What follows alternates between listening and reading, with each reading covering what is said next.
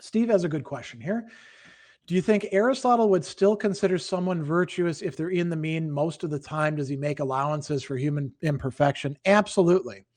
The the virtuous person behaves, we could say, to use a modern term, reliably in the way a virtuous person does. They may sometimes have lapses. They shouldn't be the sort of lapses where you're like, holy crap, this is really out of character for this person, like in terms of anger, right?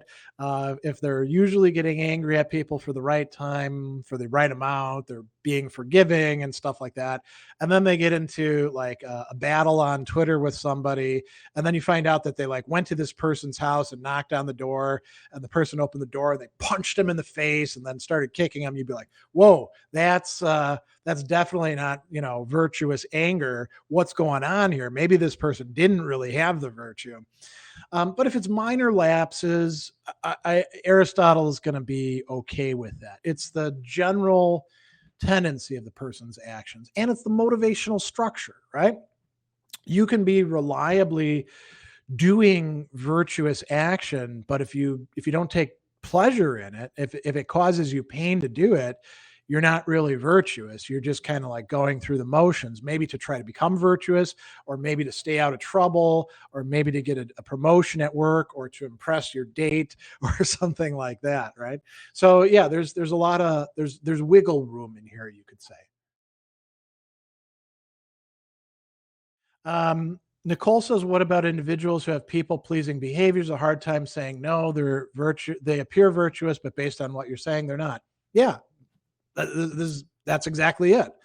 Being a people pleaser is not being virtuous. Being a people pleaser is just doing what you're being told to do, or following social norms that you've internalized, and it's not for the right reason. It's just to like avoid anxiety or discomfort, or to try to get in good with other people. It's not for the sake of the noble.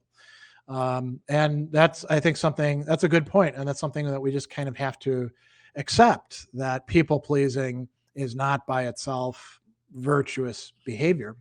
So, okay, so Bruce has an interesting question. How does this virtue, so generosity and magnificence, how do they relate to the state?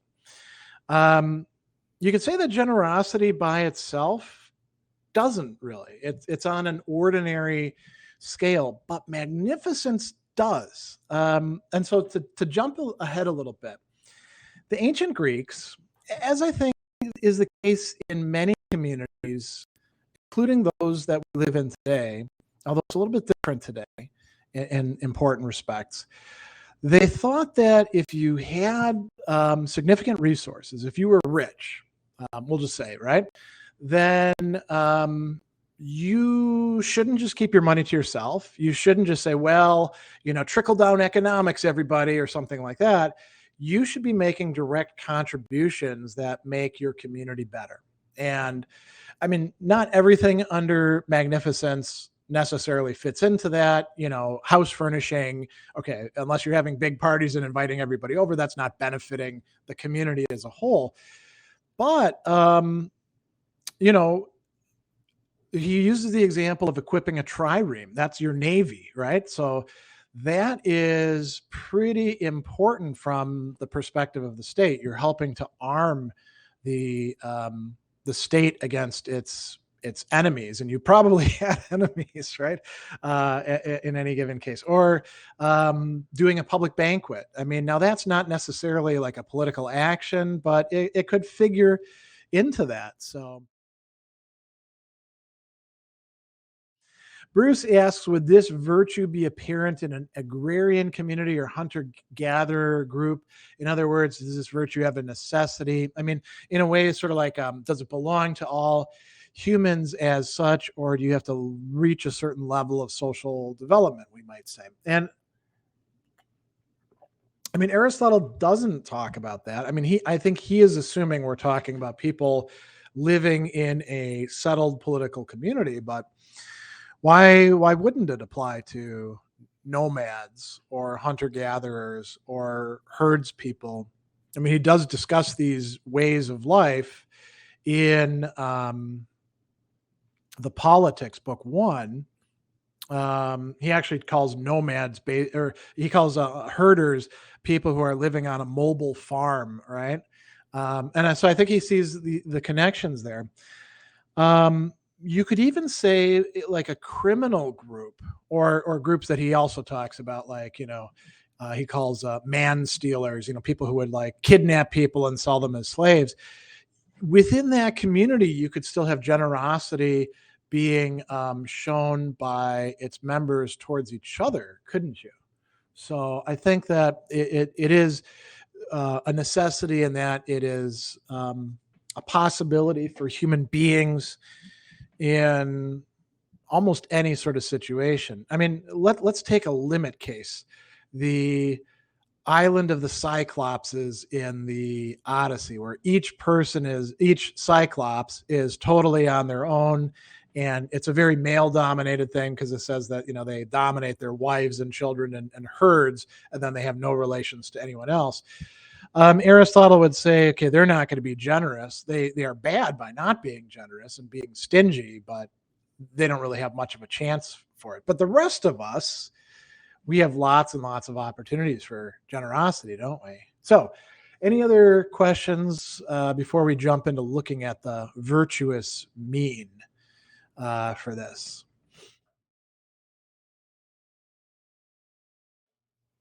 So, Todd, what would be an example of right taking from Aristotle's time? There's a lot of wrong taking examples, but the only right taking he mentions seems to be taking from one's own wealth. So, how does this fit in with getting paid for work? I don't think, he doesn't mention it, but I don't think he'd have a problem with getting paid for work. You could more easily take from your own resources if you had a household, right? Because along with a household goes household manufacturing. He's got an entire book that may or may not be by Aristotle called the Economics, which means household management. And then, it's going to be harder to be, fully generous if you're what he calls a bausanes, a manual worker. This is probably one of those places where we want to say, yeah, Aristotle's probably misled by his own culture. The key is to avoid, I would say, professions where you're doing ignoble things or taking advantage of people. Like here's a prime example from ancient times, something that Aristotle didn't talk about, but two Stoic scholarchs actually disagreed about. Is a thought experiment. You have a ship and you're pulling into a port where there's a famine going on. You have a ship that's completely loaded up with grain, right? And you could sell it at like famine prices. And that the next day there's another ship coming in, also loaded up with grain, and people will have enough to live on. Do you take advantage of that and not tell anybody that, hey, more help is on the way, and make a huge profit off of it? Or do you have a duty to reveal the truth about that? And Diogenes of Babylon said, nah, you don't have to tell the truth about that. And then Antipater said, oh, Diogenes, that's terrible. Of course you do, right? And we could get into all sorts of situations like that. I think if you're doing anything that's socially productive and you're not like overcharging, I think Aristotle probably wouldn't have too much of a problem with that. But it's an important consideration, I think you could say. We're trying to adapt things from a different culture. Aristotle is probably not from the same social class as all of us, so maybe he's got some blinders on. So Allison has a good point here. It seems that wealth is probably more central now than ever. A lot of young people, this is a very, very good point, appear to be very anxious about having means to survive. And I would say that jives with my experience too. And I'm going to say something by way of digression, and it's not necessarily going to apply globally, but I think it does apply here in the United States, and perhaps to our, our neighbor to the north, Canada, as well. And whether this applies in other places, others would have to weigh in. So, I'm from what's called Generation X. And my parents' generation were the baby boomers. And the baby boomers were part of this, climb they were born in, from the 40s onward. In the 50s and 60s, after World War II, America was doing quite well. I mean, we still had some massive, massive problems with racism and sexism and stuff like that, and environmental degradation. Um, but you could say that on the whole, that expression, rising, what is it? A rising tide raises all boats. That's part of what was going on. College was very affordable, and it was a fairly guaranteed way to raise your social status. You could have a blue collar job and bring home enough money to provide, a decent existence for your family, and you probably would have a pension as well. And there were lots of other things. You could afford to buy a house fairly cheaply, right? In that generation. Already in my generation, student loans were becoming much more difficult in many respects. You had prepayment penalties, interest rates were higher, you couldn't get out of them. They started passing legislation in favor of the loan industries. Housing started to become much more expensive, and the implied social contract of go to college and you're going to, get a job, that started to break down. For the next generation, the millennials, who are now long out of college, it got even worse in those respects. And for the current generation, that's teenagers and 20 somethings, the Generation Z, things are pretty bad. The COVID crisis revealed many cracks within our system. And I think there's a kind of sense among the younger people that whatever social contract there was, whatever American dream was motivating us, that was for previous generations and not for them. And I leave that to others to decide whether that applies to their country or not. Nicole? Um, David says, would you say our individualistic culture, along with our doom and gloom news media, tips the scale in favor of practicality over generosity? Um, I would say it does so if you let it. I mean, I don't think that you have to. It's not like an automatic, you just push the buttons and the human beings respond like robots. You know, and calling it practicality over generosity, I think, is already an interesting choice of language. You know, I think there is a legitimate desire there for financial security on the part of all of us, but it doesn't have to lead us into being stingy. I mean, there will be many cases where, like, you just don't have anything to give monetarily. I mean, you could still volunteer time or something like that. But, if you're trying to pay down debts and living on beans and rice and, not going out anywhere, and then you get somebody coming to the door and you're like, every dollar's been budgeted, man. I don't think that would be being ungenerous. Um, not. Nicole says there's a beautiful castle home in my neighborhood. The man decorated beautifully and is now a free museum for public enjoyment. Did this turn into magnificence, or was it way back when he bought the furniture? The answer is both. Aristotle would say, so we're going to talk about this a little bit more when we get to it, that how you furnish your home is that's a matter of magnificence. And that's kind of interesting, right? Because you don't have to be like super rich to have a home. So we'll talk about that.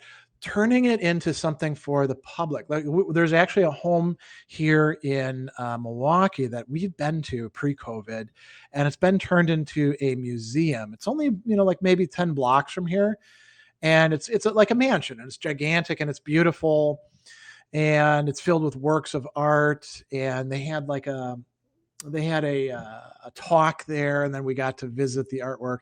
And I would say, yeah, that is a matter of magnificence, and it can be done well and it can be done poorly. So, And Nicole has a great question here. What about lavish birthday parties? Yeah, I think that fits the occasion, like for dogs. So dogs don't care about their birthday. That's a human thing, you know? And inviting everybody over with their dogs and having party favors and a cake and stuff like that, it's kind of silly. Now, that said, I will mention that people do this sort of thing. And I know this in part because my wife used to make gourmet dog cookies that she was surprised people would pay so much money for. Allison says in my country during our economic boom of the early aughts, it was children's parties, limos. Thank God, thank goodness, no dog ones yet. Yeah, when there's lots of money floating around, this is a good point. When there's lots of money floating around, people who don't have a good sense of magnificence often become vulgar because they're like, let's blow money on this sort of thing, let's spend on this. Uh, all right, so here's a good question from Malcolm. Does he mean what can be measured in money in a practical sense or in a normative sense? Both, because he doesn't make that distinction. He's just telling us that if it can be measured by money, if its value can be measured by money, then it falls within the scope of this virtue. And yeah, almost anything can be valued in money. And it's interesting because there's more and more things that in previous generations we might have been quite leery, except in certain circumstances, of trying to value in terms of money. And you could say that this is one of the functions of capitalism, which is, gone through many, many transformations as a whole, but it penetrates into areas it brings money relations and money value, and then, the sort of instrumentalization of things into areas that were originally viewed as off limits. Like, think about this. How much would you be willing to pay for, an opportunity for your kid? You could think about this in terms of like bribing school officials to let your kids into an elite institution. Well, we know that there is a monetary value to that because we have these school scandals and people do it. Now, is it consistent? No. I mean, it's going to vary from person to person. But yeah, I mean, almost anything can be assigned some sort of monetary value. Bruce? So George said, you mentioned money is there to be circulated. What do you mean by that? Exactly what I said. Circulating means that you spend it and it goes around, right? And the person who has the money then can use the money for something else. This is a point that's very important for local communities. I'll tell you about an example of that in a sec, but first let me read the rest. Money is there to be useful to others in terms of value, such as business, property, taxes. When is it correct to say money is not being circulated property in an individual sense versus a sociological sense? There is no like verses there. Individuals are parts of groups or societies, and money is by itself already relational. It doesn't have any value if you hoard it up and never spend it on anything. It has its value in how it's used to facilitate interactions and transactions. And Aristotle actually in the Politics is going to make a distinction between what he calls natural wealth. And it doesn't mean like it's coming directly from nature, but it's to satisfy the natural needs that we have. And then artificial wealth. And a lot of what we call financial instruments, Aristotle would say, is just artificial wealth. And we always got to be kind of careful with that sort of thing. I will mention before I get to Nicole's question, something that was kind of an interesting project here in Milwaukee. And I'm not sure if it's still ongoing, but I used to know the person who owned it. It was called the Black Pages. And it was a list of Black-owned businesses here in Milwaukee, where we have some very high racial inequities, and we're one of the most segregated land-wise large cities in the United States. And one of the things that the person who put together the Black Pages noticed was there were lots of Black-owned businesses, and they were not, keeping the money in the community. There was like a, sort of large scale extraction going on over time. And the idea was try to keep the money circulating within these communities. Then these communities become more prosperous, which is better for the individuals living in those communities. And it sort of like raises levels across the board, but you got to do that in a deliberate way. Sense. Now, Nicole has a good question here. Can you be prodigal if you are a fundraiser or a connector of people's funds? That's a good question. Can you be prodigal? We could say like in a fiduciary position where it's not your money that you're handling, it's somebody else's money. And I think you could say yes. Like you waste the money on poorly researched projects and it doesn't do what it's supposed to do. Or you spend the money on the wrong things. This is where charities sometimes get in trouble, right? There was a big scandal, I want to say about 20 years ago, where it was revealed that United Way, which is a big charity that distributes to other charities, was using the majority of the funds for paying for their staff. All right. And that's not the way it's supposed to work with a charity. The money that you're giving should be mostly going to helping people, not just to providing jobs for people who are supposed to be helping people. Right. And so I think, yeah, you could say that you could be prodigal, you could be stingy, you could be generous. It's kind of interesting because it's sort of in between the level of like just plain old generosity and the level of magnificence. So this is actually a great question. That's a great example of something that Aristotle himself does not consider, and I don't think there's a lot of room in his culture for considering that. But it's a major issue in our culture, isn't it? Because we have all these organizations and all these charities and corporations that could be involved in that and that are where money is being managed by somebody else.